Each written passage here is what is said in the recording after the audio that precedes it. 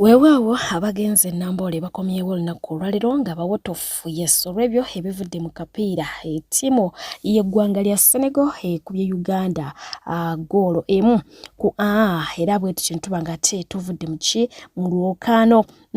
Weewaawo omulungi kakwaniriza ku pejjadaniza kakasuubira nti olulungi kyonna gy'osinze okuba nga ate otumbudde ngenda kuba nga ate nkutuusaako abamu ku bannayuganda abavuddeyo ne bawa ensonga oboolyawo lwaki Uganda ekubiddwa naye nga basinga obungi bagenze mu kapiira kano nga bakisuubira nti win kijja kuba kizibu.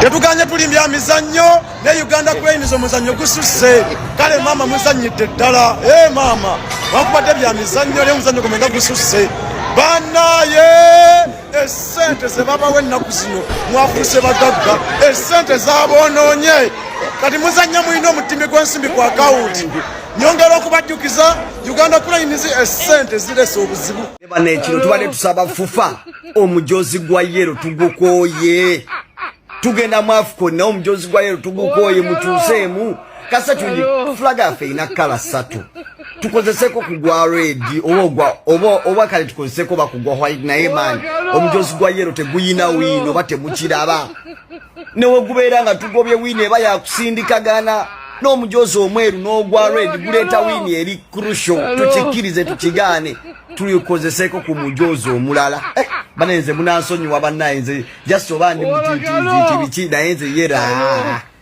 jazeo teina wini mu Uganda ekyamazima Uganda Cranes yera aganyi tukozeseko ku kale endala bibeerawo ebijozi ebimu bigana ne timu ezazirina nogamba nti bwe tusambe ekyo kijozi kigana naffe tukiyina banejyere temuli wini yaffe tuliko weewaawo ye omugagga Bakaluba Yeso w'amataka ali mu bizibu ebyokuba nti yaguzibwa ettaka ery'obufere era nga atunka nansonga ezo so nga ate ye omukyala presenter ku NTV amanyiddwa nga Nante Yesa bw'atyo asimatuse akabenje tugende maaso okuba nga tumuteeka mu ssaala ate nga ye omukulu amanyiddwa nga Shakiba yagenze maaso okuba nga ate akuba mwana mulenzi Tom Lee blogger Yesa wali ku mukutu gwa Facebook mu mbuga z'amateeka era nga twogera ono yasibiddwa yokira nti Shakibu omukulu amanyiddwa nga Frank Atambi naye yasibiddwa lwa Kalebule era nga none ekimusibiza oba ekyamubwawabiza ku poliisi Kalebule omwami ono yavaayo akatambi kanoonyeza ne kambula naye nga agenda kuba nga ate nkuyitiramu ku bimu byagenda maaso okuba nga ate akola alina akatambi ka TikToker omwana ow'obuwala gwe yagenda maaso okuba nga ate akwata akatambi ke n'akagatta n'aka Shakibu n'agamba nti ababiri bano beeyagala era omuwala oyo n'amuteeka ne ku mukulu amanyiddwa nga King Saha nti naye akola ki amweyagalirako amwerirako okitegeera era n'atendereza omwana muwala okubeera omuki omwenzi omuzibu wabula mukola ekyo ye Shakiba agamba nti ono agenda kuba nga ate ayinona future ye wamu n'obufumbo bwe nga amusibako amatu g'embuzi okumuliisa engo oluvannyuma lw'okuba nga ate yagatta vidiyo eyo ng'alaga Shakiba ali ku airport n'omuwala ali ku airport balina hoteli ez'enjawulo mwe baali oba zaalize ezimu Shakiba agamba nti ono alimba wabula nga ye omuvubuka alumiriza nti hoteli yali yemu mwana muwala oli mwe yali ne Shakibu mwe yali so ne ku lw'ensonga eyo n'akonkuludinga ng'agamba nti Shakibu yagenda maaso okuba nga ate yeeyagala n'oyo omuwala ate Zari mumumanyi bulungi ye takolagana nabaki nabamwendako akukwata ku nkoona so ebyo byajja Shakibu mu mbeera n'agenda maaso okuba nga ate akuba omwami mu mbuga z'amateeka lwakalebule. Ensonga za Dr. Jose Chameleone twazirabye ez'omukyala amanyiddwa nga Danira okubanga ate yagenze mu kkooti ayagala divorce yesa. Weewaawo maama wa Dr. Jose Chameleone azze n'abisummarizinga mangu n'agamba nti omukyala oyo kyeyagala edda tugenda kuba nga tetukimuwa era n'akkiriza nti omukyala kabamuwe divorce bamuwe emirembe gy'awulira nti gyakola ki gye yeetaaga kuba kuva dda agisaba naye kye batagenda kukola kye ky'okumuwa ennyumba y'esseguko nga bwe yasaba. Jjukira nti Danira mu kusaba divorce yategeeza nti ennyumba y'esseguko ayagala bamuwe ekyapa kyayo ate tebalina kkoma okwo Chameleone alina okuba nga ate abaana abalabirira talina kkoma okwo alina okugenda maaso abere nga ate asasula ssente za kkooti zonna ezigenda okuba nga ate zeetaagisibwa okuva lwe yagenze maaso okuba nga ate ateekayo ensonga ze eza divorce paka we banaakola ki we banakkanyiza. Naye nga maama ye yagambye nti ebirala tujja bikola naye kyokkuwa ekyapa ky'esseguku ekyo kikafuuwe. Munnamawulire Solomon Serwanja ne mukyala we bajaguza anniversary ey'emyaka 10 mu bufumbo bwabwe obutukuvu ate nga ye mukyala ex waffe ngamba ex wa Sekajja ombwati mama w'abaana watyo yanibanga atuuse okusimula ku maziga mu ngeri emu ebendera oluvannyuma lw'omukyala amanyiddwa nga Susan Makula mukyala wa Bujingo okuvaayo nategeeza nti abaana be agenda kuba nga ate abasomesa okutuusa we balikoowa oba okiwulidde bangi baavudde ne bakubira Makula mu ngalo. Omukyala amanyiddwa nga Cinderella yes wati yavudde n'agenda maaso okuba nga ate ategeeza nga ebyokuzaala bwe yabimaze kyawedde saawa yakola ki yakubakuba music yes alina abaana be basatu ab'endaaye so nga ate n'ow'omwami omu be baana banaso agamba nti ababaana babamala okubeerawo ate ne batwala obulamu mu maaso so nga ate era yategeezeza nti mu concert ye nejja yetaliiko bya theme mu kwambala buli omu ajje nga ayambadde kala gy'ayagala ayambadde mufuula comfortable sekugamba nti oba tulina gold oba tulina black nga olaba Dax Vibes bataddewo white kitegeera weewaawo ye omukyala amanyiddwa nga Joey Landa yavuddeyo bw'atyo n'agenda maaso okuba nga ate akoowoola abantu bagende wani ewa Dax Vibes mbu yamanyi ensonga oba yamanyi ebizibu ebiri mu sikaati z'abakyala abayimbi. Abaye ng'ennaku z'omwezi 29 ffenna tugenda wa Dax Vibes wali ku Wooma Showgrounds kubanga Dax Vibes yamanyi ebizibu byaffe abayimbi abakyala. Dax Vibes June 29 so owange oyagala kundabamu ettabu oleme kujja wa Dax Vibes twesangeyo. Abasajja we bakula kitebava ku mabeere nobody ojja kundeetera tabu.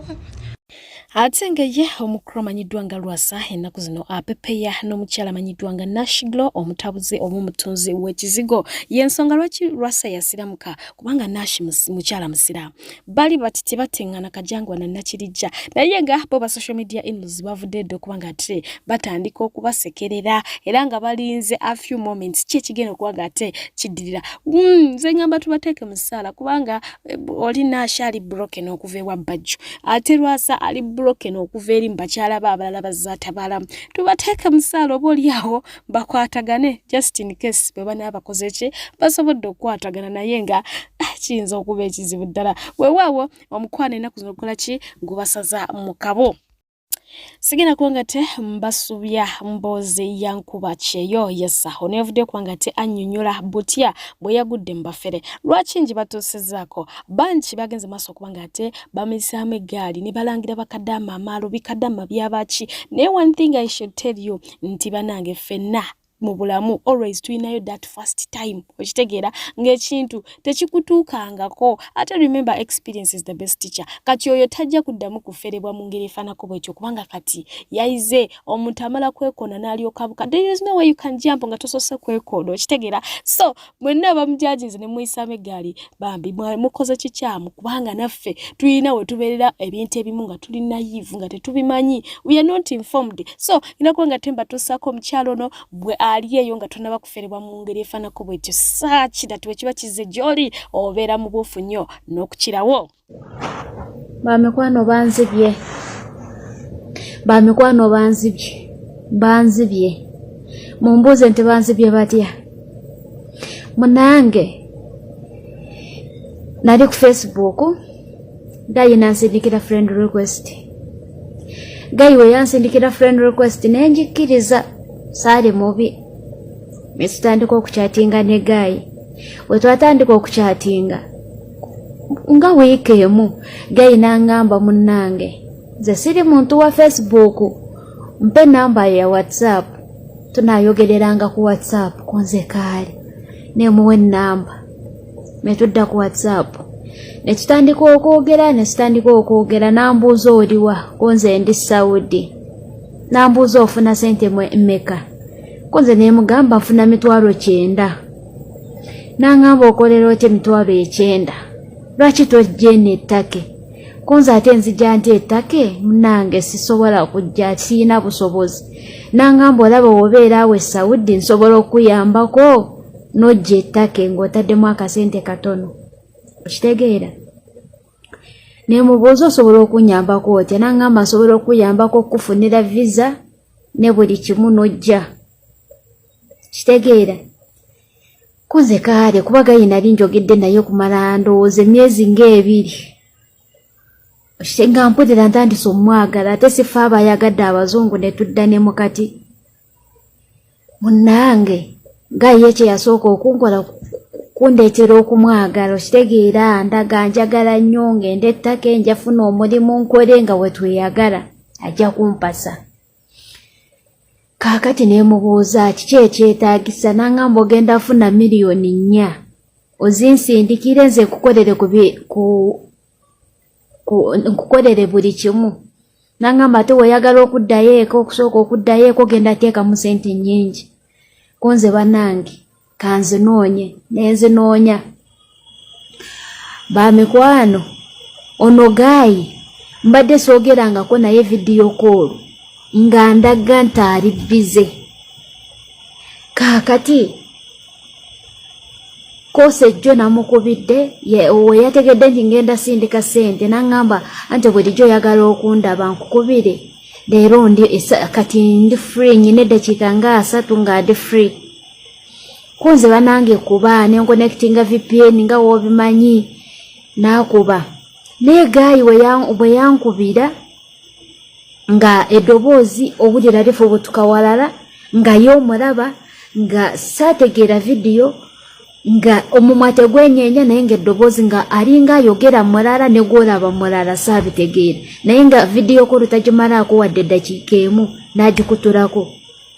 Kaakati jjo nangamba ate waliwo mukwano gwange agenda kuleetera girlfriend naye naawe wandisindise ne mujja wamu. Mukwane ejjo nenkwata sente nazisindikidde omusajja miliyoni 4. Bamikwano miliyoni 4. Lwaki njogera bino? Mukwano bano abantu bali nnyo ku Facebook ne ku TikTok kwebali naye okusinga ku Facebook. Bamikwano mwegendereze. Bakazi banange mwegendereze. Bawala banange mwegendereze. Saagala bakubbe nawe ojje wano ng'okaaba nga wabanzibye. Bamikwano mwegendereze.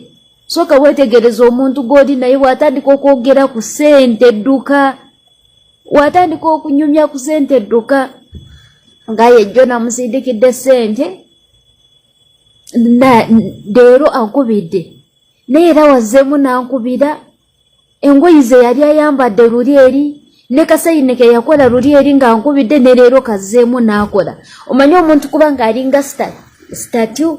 Nakukubira kajampo nassa omukono wansi kale nga aka video nga womanyi omuntu kukola ka video nga awuba bwati then nga kyakoze kyaddamu n'akola oba muntegeera ng'alinga agamba akukubira n'akolaga video bwoti naye nga eddoboozi ye goyogera naye onogolaba omuwa tegwogera naye nga eddoboozi lifubutuka walala. Bamikwano mwegendereze. Wegendereze omuntu goyogera naye. Wegendereze bamikono twayagadde nnyo abazungu ne tukisussa. Baazibye miliyoni gye zange 4. Omusajja ono gwentadde wano yeeyita Dani Frank Daniel.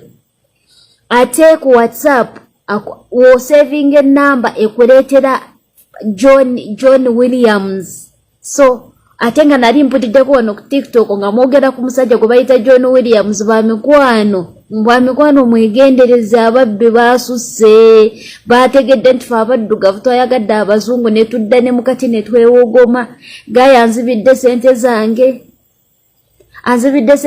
wategedde nti mutegedde namburookinga buli wamu naye ng'ennamba ye yiino enennamba omuntu enennamba kino ekifaananyi ayinza obutaddira mu kino ekifaananyi okitegeera ayinza obutajjira mu kino ekifaananyi ndaggulawo akawunti endala n'ebifaananyi ebirala kuba ababbi bayina amagezi naye mwegendereze bamikwano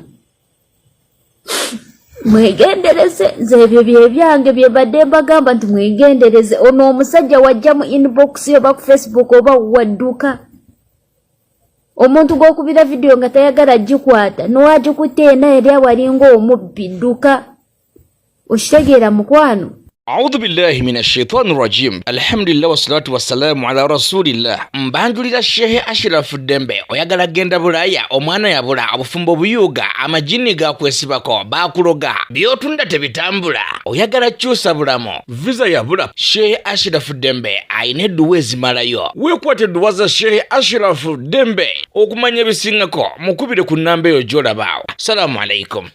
Munna Uganda otambudde obweya ne bukugwa ne kuntumbwe ng'onoonya mirimu toddamu kutangatanga anti Molden International Labour Consultants Limited beboka abakakasibwa gavumenti okukutwala emitala w'amayanja mu mawanga nga Kuwait, Jordan, Qatar, Saudi Arabia, UAE wamu ne Bahrain okwefunira emirimu nga ejaba cleaners, drivers, waiters and waitresses, baristas, car washers, tailors, constructors, security guards, chefs, hairdressers, pedicure ne manicure, housemaids atenga n'abakola ku bisaawe by'ennyonyi nga baloaders ne ba offloaders babeetaagira ddala bakubire ku nnamba zaabwe z'essimu 0787752329 oba 0741738821 oba baweereze message ku WhatsApp 0772883026 basangibwa Namuŋona na Kibinge Road mu Rubaga Division beba Molden International Labour Consultants Limited, shaping life into a unified destiny.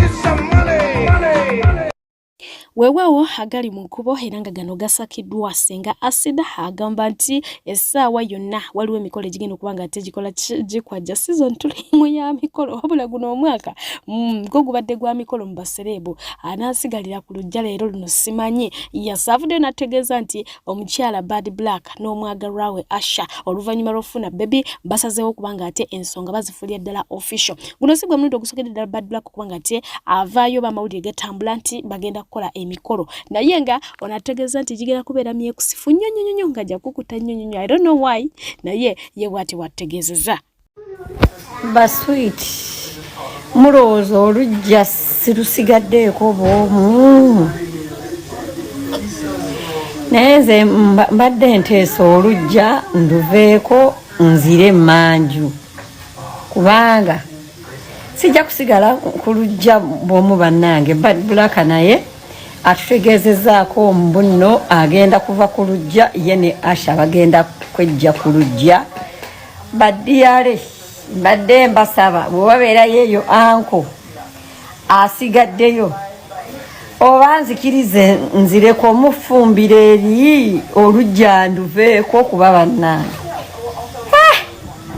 naye nga congratulations to Bad Black ne Asha tubaagaliza makula meerere gwe batayise sole kitegeeza olina olugambo oba toyagaliza sole naye nga Bad Black yes yatugambako ku by'emikolo we gijja okubeera Zanzibar n'akyamusaamukawo ku bantu tetwaddamu birabako tetwaddamu biwulirako weewaawo katusubire nti kijja kuba nga tekitambula bwe kityo nga bwe kyogerwa.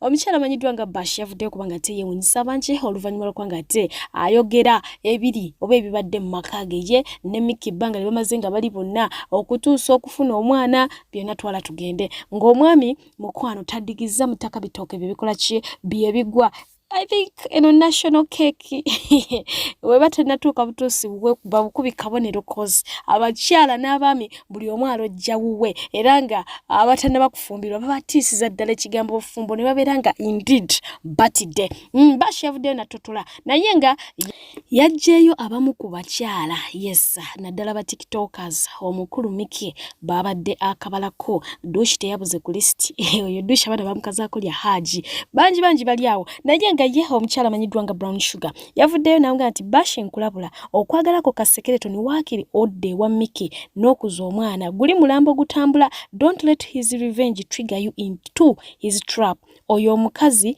yali amukwatanga n'abasajja ab'enjawulo not only Mickey oba kategedde omukyala ono Brown Sugar yes omukulu amanyiddwa nga Don Chris yagenda okuva wane Uganda ngono ye mukyala we era balina omwana Brown Sugar gwasembyeyo okuzaala baby tannaweza na mwaka mwana wani wa Don Chris yes era nga teyakoma omukwano gwamutuusa n'okuba nga ate yeekuba ttatu yani ya Don Chris kakati Don Chris yavuddeyo n'ategeeza Mickey nga bw'agenda okwagalani Bash era agenda muteekamu ssente amutwaleke Dubai ku trip awumulemuko amugulire emmotoka ampangisiza apartment akole kino na kiri ebyo byonna yabimusuubiza naye ng'amaze okubimusuubiza abaana batandise okugamba nti Bash go wejjeko ki ekiwubalaba ne bagamba nti wamma tewekkakanya tova muki mususu atolinye mu popo no tochikola wewawo ye Brown Sugar oluvannyuma lw'okulaba nga Don Chris awaga yavuddeyo amulabule nga amutegeeza nti oyo gwolaba Secretary mulambo gutambula at least daye woli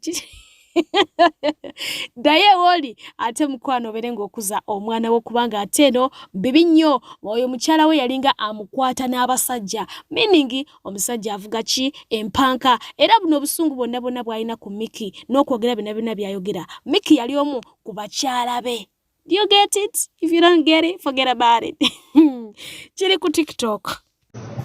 Essaawa yonna ngenda kugwa mu laavu ne Bash. Ngenda mugulira emmotoka. Owulira bulungi muteekemu trip agendeko ebweru nga nsina mu ggwanga bino mbigamba Mickey bikubeeremu bino bimubeeremu Mickey Bash ngenda mugulira emmotoka bw'omugobe wakaawo muteeke ku apartment yange abeerawo ogeba yawukanye kitegeeza tebashi nze simanyi ndabye video kyekintanudde ngenda kulabirira omwana wo nzine mukazi wo muteeke mu trip agendeke yona nga sirinako njagala agende gyayagala oba Dubai oba wakubanze siri Dubai agende gyayagala yonna amale ba wiki bbiri oba emu akomeo ku apartment ezange mu apartment mwagenda ogenda kuba na A&B abeera omwo nga tagula yadde omunnyo nga bwekyuma kimuleeterawo Bash ekitegeeza ogenda kuwasa Bash nina okuwasa Bash Mickey nina okukola ekintu nga kirina okukuluma lilla olina essimu yange owosobola nkubira Mickey nina okukola ekintu nga kirina okukuluma Mickey omusajja mukubira omwetondere ekintu nina okukola ekintu nga kirina okuluma Mickey nina okukola ne bwe giriba emyaka 5 nina okukola ekintu nga kirina okuluma kati weewuunye bino si byajjo 5 years 3 years back not today mbadde manyi bya miezi mabiga 3 years back nga wasirika nga nasirika Mickey nanvumira eyo mu bavubuka alina obuvubuka obwo basiyagasiyaga buli babusiyaga okufa naye nga mwagala okakasa nti abantu basiyaga Mickey jangu ompeeko Mickey nja kukuzina okakasa nti omulimu oli mu mubi Mickey semusubi fane nja kukuzina okakasa nti omulimu walonda mubi mama Mickey ng'okakasa nti abantu bazina nja kukuzina okakasa nti omulimu walonda mubi kyogamba yaddala Mickey bamulye alina kyale bamuyita Puma Puma yamugamba lwaki tuva ku mukazi w'omusajja mwana ekikazi nkibalako visa so ago gonna nti maanyi ga kukola ga ku revenginga Mickey yamulumya oba yamumenya omutima Don Chris naye nga yo mchala manyiddwa nga Prima Kardashian naye bamutadde ku lukalala lwabo Mickey be yabwatula wetwogere essaawa eno yatusuubiza okuddayo ku ssomero ayongera okuyiga oluzungu era nga yagenze dda mu maaso okuba nga ati yeewandisa ku ttendekero eya University eya Gunde ya Makerere University kitegeera so katugende mu maaso okuba nga tetumuteeka mu ssala bwe tuddako ku paati y'emikolo weekend always zibeera za emikolo twadde na mitirivu nga bokiwulira abasajja be batuse kati beeraliikirivu olw'ebintu ebireetebwa ku mikolo egimu so nga ate ne ku sayidi y'abakyala nabo basigala nga abatannaba kufumbirwa abatannaba kubibwa ku mbaga na kwanjula nabo era basigala beeraliikirivu olw'ebyo bireetebwa era nga question marks weeziri mpitirivu ngenda kuba nga ate nkutuusaako ne taata mu mukolo ogumu eyasibiridde koddomi w'entanda abangi gye baasiimye nnyo. Kyembuuza nti bw'otunuulira ebintu bino kituufu onaawasa oba okuwasa osazeewo okwesonyiwe kaakati gwe ate omukyala omwami wo anaakyala oba entunnunsi zikukuba abaana baleeta ebintu amazima gennyini entunnunsi ne zikukubira kumukumu ne weebuuza ekyokukola nga tokiraba naye nga waali agadde naawe okugenda ewaabwe wa mukyala wo bakwanjule naye kasita omala okutunuulira ku bintu nga bino entunnunsi ne zikukubira kumukumu owulira ng'oyagala omugobe akuviira ekyo nakyo kiwone naye baaba era kumpi n'omuwala wange ono muwe tayimu ofumbo obujja kunywera awo ndi kujukiza akantu kamu nti bwenga woolawo omwana ono nti mulungi n'abasajja abalala nabo bamulaba nti mulungi kosumagiramu wooti n'oli omukyene n'owongoota ndi kugamba w'omwana ono ebiseera naye ajja kuwa ebiseera muwala wange nze gwe nkugamba ekintu kimu obufumbo bw'obanga teweetegese kutuyanamu katono teweetekanga ku bufumbo musajja ajja kulwayo ali ku mirimu gya gavumenti agenda okoma omuwuza ate obadde ludawa olw'okukoowa ayinza obutakuddamu gwe n'otandika okulowooza imaginingi mene things ebyo byonna byonna muba mufuna stress for nothing gwe bwono tayimu akuwe tayimu you will have good marriage. Omukolo gwa Baby Gloria gwabadde so massive Magida gwanyumye omwana yanyumye omwana yayambadde engoye nnungi byonna era nga abamu basiimye sister we okubeera nga munanga afaayo nnyo era nga ayagala nnyo muganda we weewaawo nga womanyi nti negativity tebulamu naye ku mulundi guno bye tujja kubiraba edda ye maama yalabiddwako mu kidaala nga we yabasuubiza nti alijja mu kidaala kubanga omwana yamwekuliza ate yamwezaalira lwaki mwagala omukolo agulabire mu kamooli mu kidaala yabaddemu era yabuuziza ku bagenyi be abaabaddewo era yatutegeezezza nti mu bimu ku byaleeteddwa mwaleeteddwamu embuzi mu Buganda mumanyi kyetegeeza eraga nti omwana waffe abadde akyaliko kagooti yali teyataganjulwa era nga ku lwekyo abantu bamusiimye nti yebalekola ki yebalekuza baby Baby Gloria ayinaawo obutonotono bwe yasibiridde omwami we ng'asiibula era kubanga atembo batuusako ate oluvannyuma batuuseeko penge ati ku mukolo tekubula musiiwuufu penge yavuddeyo n'ayisaamu omugole eggaali ku nsonga ezimu. So abali eyo abaiti bamulabamu kyamaanyi nze nalaba ebisingayo amaanyi. He has a lot of gold in him and silver and I don't know. Ebyo byebiruma ki? Atugambe sitaani byebiruma ki? Gwoli oli mwala mugoggoofu naye mu makeup businga okubeera omugoggoofu makeup tabadde mubi tabadde mungi oli muntu wa makeup ze kubanga evo nyo okubeerako oli yanga 19 obukwekowe bubaddenga ziblasi zino ezigira mu ziblasi zino zibakozesa okubeera nga zisimula ebisenge munamirembe kasidolo bubadde bugenda we tebulinga bubadde buwavu nnyo obukweko bubadde nga amabaati ga roofing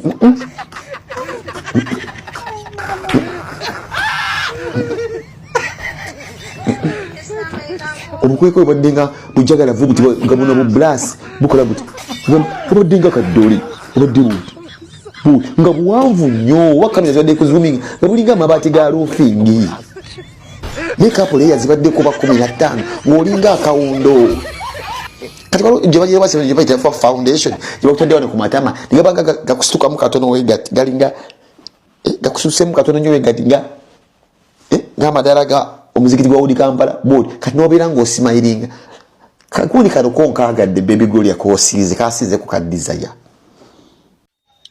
ng'oyagala okumanya nti banne bakazi baffe bazira buli musajja ali kuno buli musajja ali wano gendako mu ndabirwamu oyo weyambuli booti ojjemu engoye oba okibuke mu booti otunule lwojja okutegeera nti banne bakazi baffe banne bazira ogenda n'otunula nga wenna otugulu otubina ng'oyinza okugaba agatta obufunfugu bubiri ne bakkanyugako otugulu ne bootusiiga ekizigo nga tetunyirira nongolaba mukazi watwafiirawo omusajja wange nze omusajja wange era omusajja wanuga maama bakazi mwe muli bazira bannange bannaye tetufaananika tetwetegerezanga Mukulikeyo mu concert ya Mami Little Bad yes omukuru amanyiddwa nga Simon Munene yavuddeyo n'agamba nti omubiri gwa Shiba omukadde gwali gusikiriza bavubuka wabula guno gwo gwalina kati guleeta ba myaka 45 okudda waggulu jukira nti Shiba banji bamulumiriza okuba nti yeekuttemuko yakozeemu ku sajjale hips kabina twala tugende bagamba nti tekigatta bulungi yasigirako gatemba tusaakoko ebimu ku bitonotono ebyo ebyabadde ku concert yasiimye abantu be n'abeebaza n'ayogera ku ffiga ye kyekyagituukako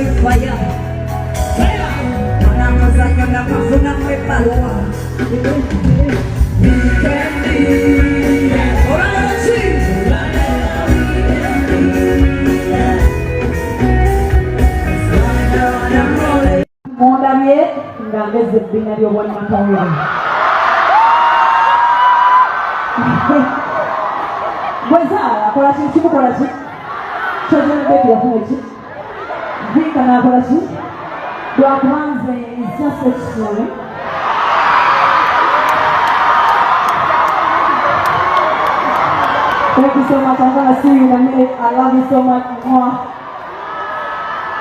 No? But before I leave stage, I want to introduce somebody. I'm going to introduce 1, 2 people every time on the stage. Give it up to my Drew. Sibabanja, thank you so much. The last time I saw you, Narina Kabuto. Kakati mondabye, ngangeze binari owanna kawere. Mwezala, akola ki kimukola ki? Chosen Becky yafune ki? Vika na akola ki? Dwakubanze is just extreme.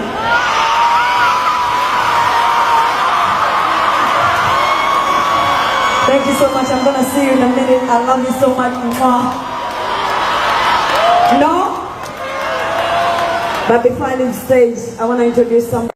Okusinzira ku ebyo byonna ebigenze mu maaso kubanga tebibeera mu ggwanga ti Uganda ye mwana mulezi amanyiddwa nga Mr. Abroad concludes nti Uganda is not bleeding. Jukira nti ne Lugogo wabaddewo omukulu amanyiddwa nga T-Paul okuva Mbarara yanga agenze maaso kubanga ate asaanikirako Lugogo omuntu yajjudde bw'ati nga ne ku Serena wali waboze wati kwegamba mikolo gifuuse emikolo ye n'amaliza nga agamba nti these people are lying. Uganda is not bleeding. Mwasibye mchano abagalwa abalungi abawangajja ewaka the landlocked people. Kakati ndowooza tumaze okukikkiriza ntino temubonaabona. Yes, temubonaabona okujjako okusiba ekiwaanyi.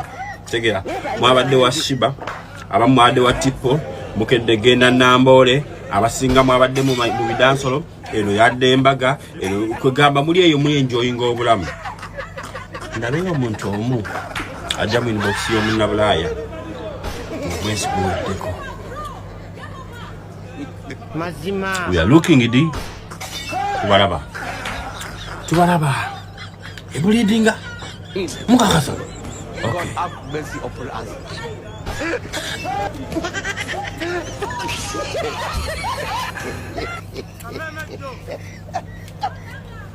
Linye nyonyo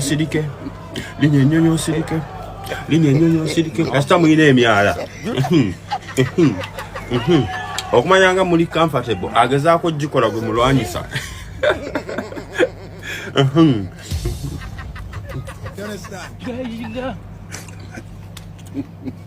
Mazima Yo mukuru amanyiddwa nga Ron Mark Kiyinje owa Bukedde TV yavudde bw'atyo n'ayambalira bonna abagenze maaso kubanga ate batabukira Chosen Becky okugenda Mecca n'abagamba Chosen Becky mu mwesonyiwe si yasoso ogende Mecca nga si musiramu. Mama Fina yagenda ate nga ye n'obusamize musamize naye bwe yadda tewali yamwasamira. Oba okiwulidde omukyala mumuveeko muviireko ddala. Chosen Becky oluvannyuma lw'okugenda e Mecca n'omwami we abangi naddala mu Buyisiraamu abamu ku bakulu ddala tekyabasanyusiza era nga bavuddeyo ne bagenda maaso kubanga ate bamuyisaamu eggaali nebba ne bamunenya okusitula omukafiruna n'amutwala ku Kaba.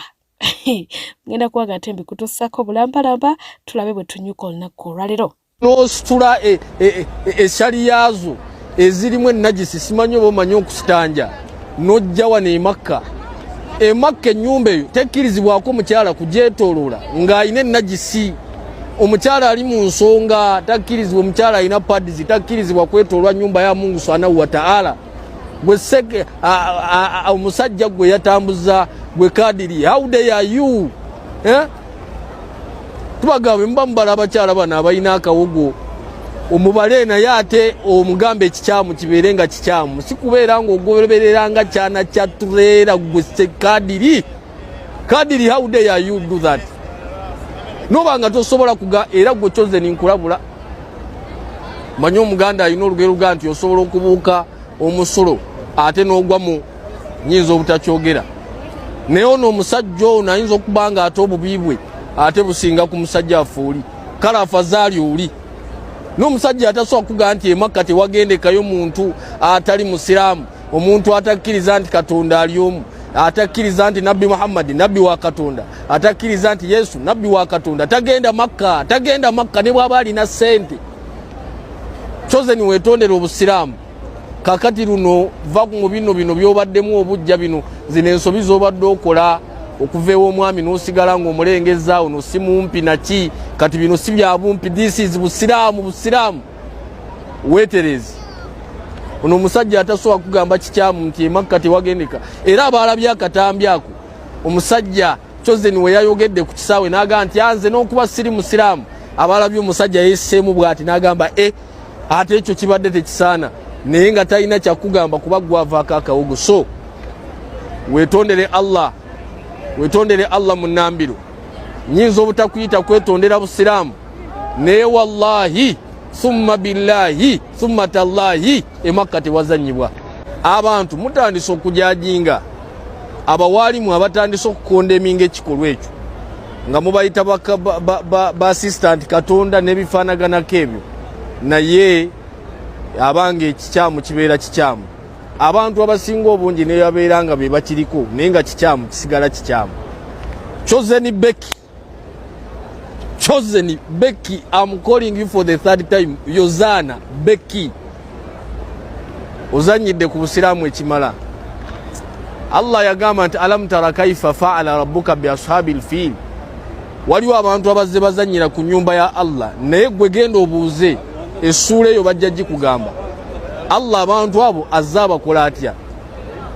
Ekyokubiri, nze ng'omuntu atwala abantu e Makka tumala omwezi mulamba nga tuteekateeka abantu nga tubayigiriza awamu n'ekyo nga betuteekateeka abasiraamu nga tubayigiriza biki bye balina okukolera e Makka ne batalina kukolerayo.